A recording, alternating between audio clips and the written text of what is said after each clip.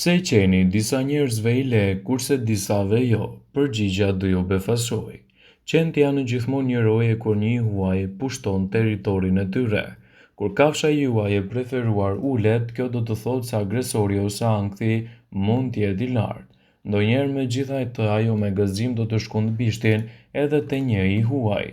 Pra, pse i qeni ka reagime të ndryshme ndaj njerëzve? A e perceptoni diçka që nuk mund të shikoni me sytë e lirë? Shumë njerëz mendojnë se qeni nuk e aprovon, është i keq, a është vërtet i mirë.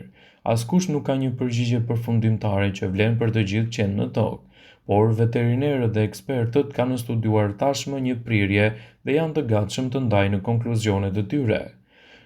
Në një qen, ndjenja e errës është 10.000 herë më e lartë se ajo e njeriut, prandaj nuk mund të imagjinoj atë që percepton dhe gjithashtu informacionin që ai merr. Është e mahnitshme se si një qen mund të dallojë dy binjak që jetojnë së bashku dhe hanë të njëjtin vakt. Këto kafshë mund të njohin erën e vendeve ku kanë qenë dhe njerëzit që kanë kaluar aty.